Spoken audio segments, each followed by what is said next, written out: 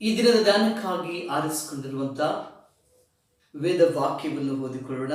ವಿಮೋಚನ ಕಾಂಡ 2ನೇ ಅಧ್ಯಾಯ 9ನೇ ವಚನ. ಫರೋಹನ ಕುಮಾರ್ತೆ ಅವಳಿಗೆ, ನೀನು ಈ ಮಗುವನ್ನು ತೆಗೆದುಕೊಂಡು ಹೋಗಿ ನನಗೋಸ್ಕರ ಸಾಕಮ್ಮ, ನಾನೇ ನಿನಗೆ ಸಂಬಳವನ್ನು ಕೊಡುವೆನು ಎಂದು ಹೇಳಲಾಗಿ ಆ ಸ್ತ್ರೀಯು ಕೂಸನ್ನು ತೆಗೆದುಕೊಂಡು ಸಾಕಿದಳು ಎಂಬುದಾಗಿ. ಪ್ರೀತಿಯ ದೇವಜನರೇ, ದೇವರು ತಾನೇ ಆತನ ಕೃಪೆಯಿಂದ ಕೊಟ್ಟಂತ ಶ್ರೇಷ್ಠ ಆಶೀರ್ವಾದಕ್ಕಾಗಿ ದೇವರಿಗೆ ಕೋಟಿ ಕೋಟಿ ಸ್ತೋತ್ರಗಳು ನಾನು ಸಲ್ಲಿಸ್ತಾ ಇದ್ದಾನೆ. ಆಮೆನ್. ಇದನ್ನೊಂದು ಶಿರೋನಾಮ ಏನೆಂಬುದಾಗಿ ಹೇಳುವಾಗ, ಈ ತಾಯಿ ನೀನಾ ಎಂಬುದಾಗಿ. ಈ ತಾಯಿ ನೀನಾ. ಥಾಮಸ್ ಅಲ್ವಾ ಎಡಿಸನ್ ಎನ್ನುವಂತ ಒಬ್ಬ ವ್ಯಕ್ತಿ, ಅವರು ಚಿಕ್ಕವರಿರುವಾಗ ಸ್ಕೂಲ್ಗೆ ಹೋಗುವಾಗ ಸ್ಕೂಲಲ್ಲಿ ಅವರು ಭಯಂಕರವಾಗಿ ದಡ್ಡ, ಓದಕ್ಕೂ ಬರಲ್ಲ ಬರಲಿಕ್ಕೂ ಬರಲಾರ್ದಂಥ ವ್ಯಕ್ತಿ. ಹಾಗಾಗಿ ಎಲ್ಲ ಸ್ಟೂಡೆಂಟ್ಸ್ಗಳು ಸ್ಕೂಲಲ್ಲಿ ಚೆನ್ನಾಗಿ ಓದ್ತಾ ಇದ್ದಾರೆ, ಆದ್ರೆ ಈ ಹುಡುಗನಿಗೆ ಓದಕ್ಕೂ ಬರಲ್ಲ ಬರಲಿಕ್ಕೆ ಬರಲ್ಲ, ಹಸಿ ದಡ್ಡ.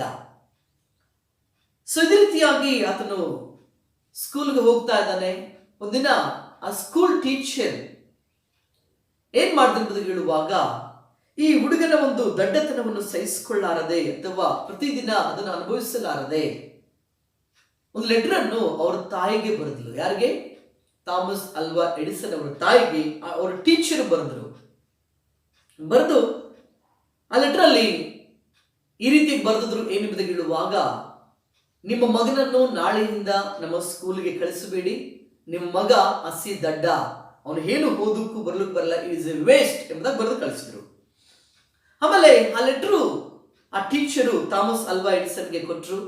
ಹೋಗಪ್ಪ, ಈ ಲೆಟರ್ ತೆಗೆದುಕೊಂಡು ಹೋಗಿ ನಿಮ್ಮ ತಾಯಿಗೆ ಕೊಡು ಅಂತೇಳಿ.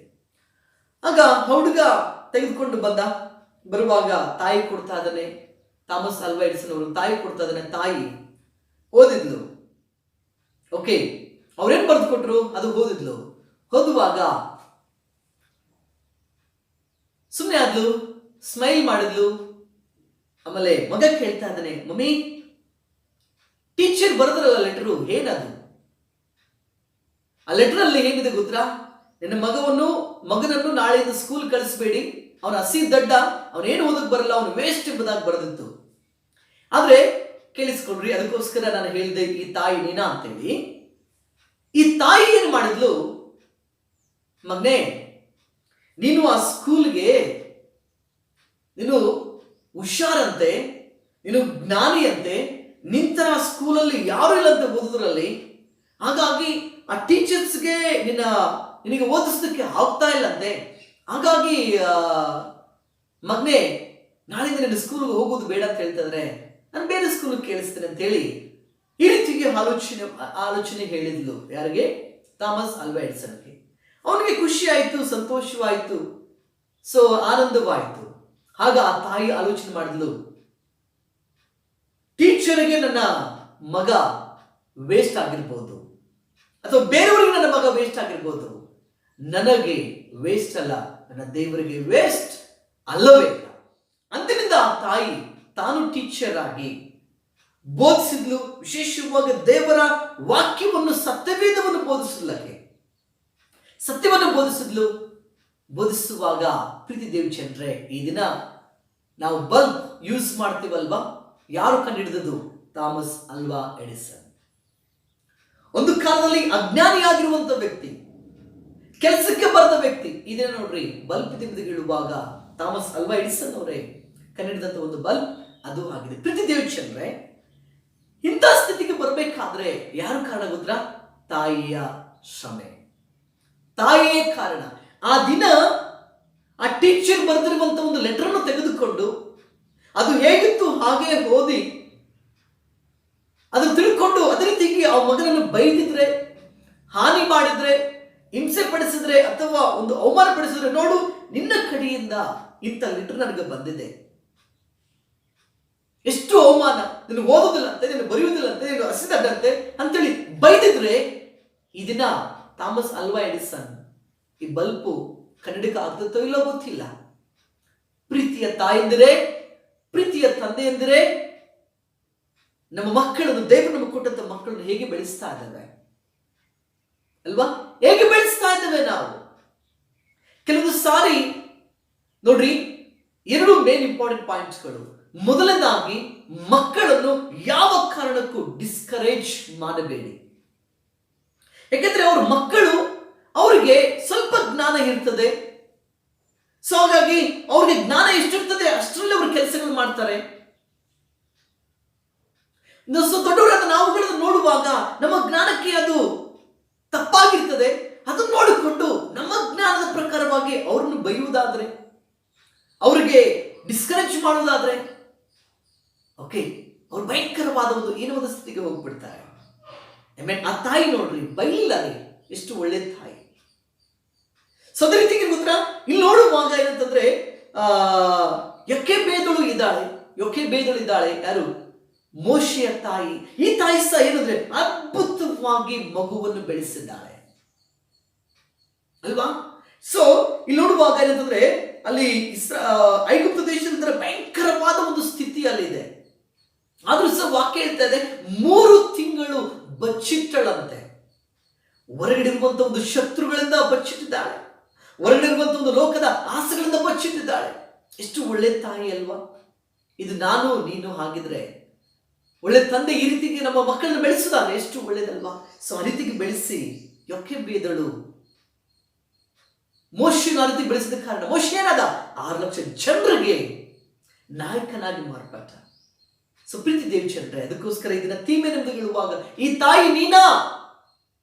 ಓಕೆ ಅಲ್ವಾ? ಥಾಮಸ್ ಅಲ್ವಾ ಎಡಿಸನ್ ತಾಯಿ, ತಂದೆ ಅಥವಾ ನಾನು ನೀನು ಆಗಿದ್ರೆ ಎಷ್ಟು ಚೆನ್ನಾಗಿರ್ತದೆ.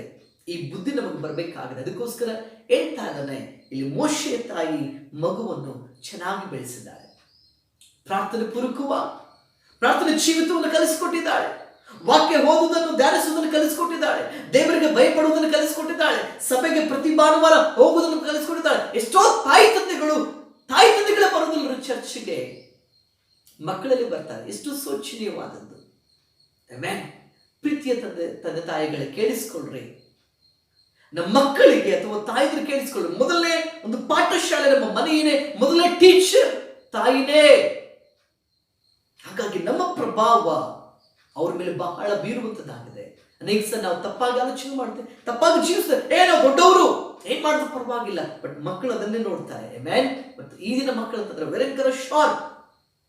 ಅದಕ್ಕೋಸ್ಕರ ಪ್ರೀತಿ ದೇವಿ ಜನರೇ, ಮೊದಲದಾಗ ನಾನು ಹಾಗೆ ಹೇಳಿದೆ, ಮಗು ತಪ್ಪು ಮಾಡಿದ್ರೆ ಅವನನ್ನು ಅದರಲ್ಲಿ ಡಿಸ್ಕರೇಜ್ ಮಾಡಬೇಡ, ಅವನನ್ನು ಚುಚ್ಚಿ ಮಾತಾಡಬೇಡ, ಅವನನ್ನು ಬೈಬೇಡ, ಅವನನ್ನು ಹೀನವಾದ ಸ್ಥಿತಿಗೆ ಹೀನವಾಗಿ ಅವನನ್ನು ಹೀಯಾಳಿಸಬೇಡ. ಯಾಕಂದ್ರೆ ಅವನ ಜ್ಞಾನ ಎಷ್ಟಿದೆ ಅಷ್ಟೇ ಮಾಡಿದ್ದಾನೆ. ಬಟ್ ನಿನ್ನ ಜ್ಞಾನ ದೊಡ್ಡದು, ನಾನು ತಪ್ಪನ್ನು ಕಾಣಿಸ್ತಾ ಇದೆ. ಹಾಗಾಗಿ ಏನ್ ಮಾಡ್ಬೇಕು ಮೊನ್ನೆ, ಇದು ತಪ್ಪು, ಈ ರೀತಿ ಮಾಡಬಾರ್ದು, ಮುಂದೆ ಈ ತಪ್ಪನ್ನು ಮಾಡಬೇಡ.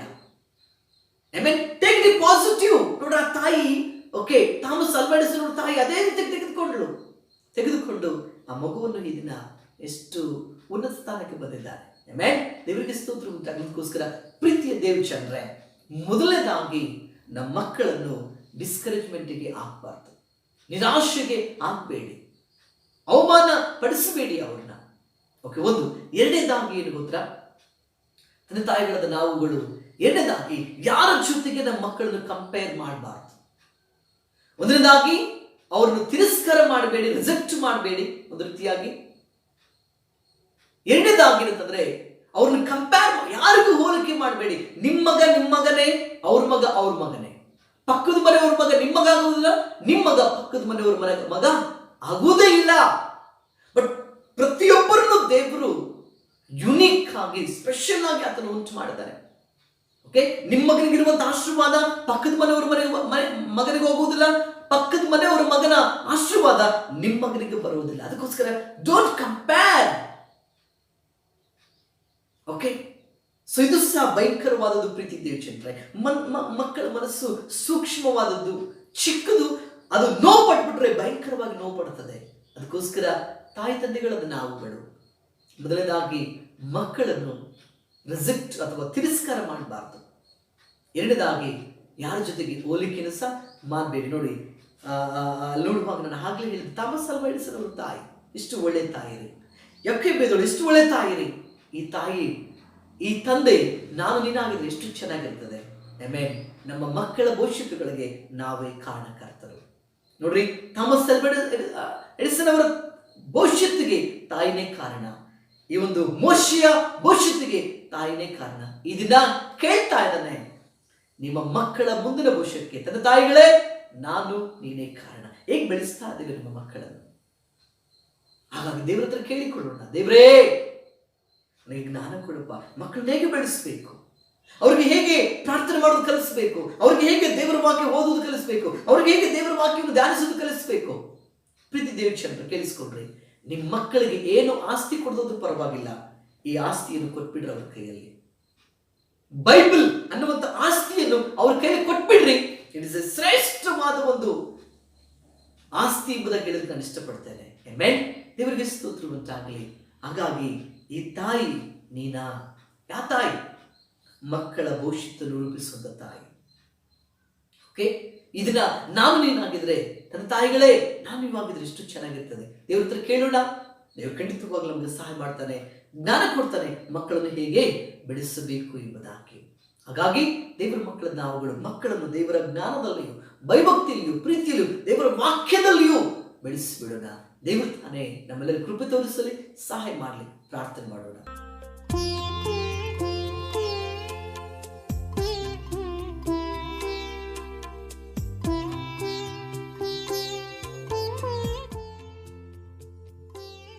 ಪರಿಶುದ್ಧವಾದ ನಮ್ಮ ತಂದೆಯೇ, ನನ್ನ ವಾಕ್ಯದ ಮೂಲಕವಾಗಿ ನಮ್ಮೊಟ್ಟಿಗೆ ಮಾತಾಡಿದೆಯಪ್ಪ. ಹೌದು, ಥಾಮಸ್ ಅಲ್ವಾ ಎಡಿಸನ್ ಅವರ ತಾಯಿ ಎಷ್ಟು ಒಳ್ಳೆ ತಾಯಿಯಪ್ಪ. ಮಗನು ಅಜ್ಞಾನಿಯಾದಾಗ್ಲೂ ಅಜ್ಞಾನಿ ಎಂಬುದಕ್ಕೆ ಬೈಲಿಲ್ಲ ಅಪ್ಪ. ಆ ರೀತಿ ಬುದ್ಧಿ ನಮಗೆ ಕೊಡಪ್ಪ. ಇಂಥದ್ದು ವಾಕ್ಯ ಇಷ್ಟಪಡಿಸಲಿ, ನಿನಗೆ ಮಹಿಮೆ ಆಗಲಿ. ಯೇಸುವಿನ ನಾಮದಲ್ಲಿ ಈ ಪ್ರಾರ್ಥನೆ ಬೇಡುವುದೇ ಪರಲೋಕದ ತಂದೆಯೇ, amen. Thank you. God bless you.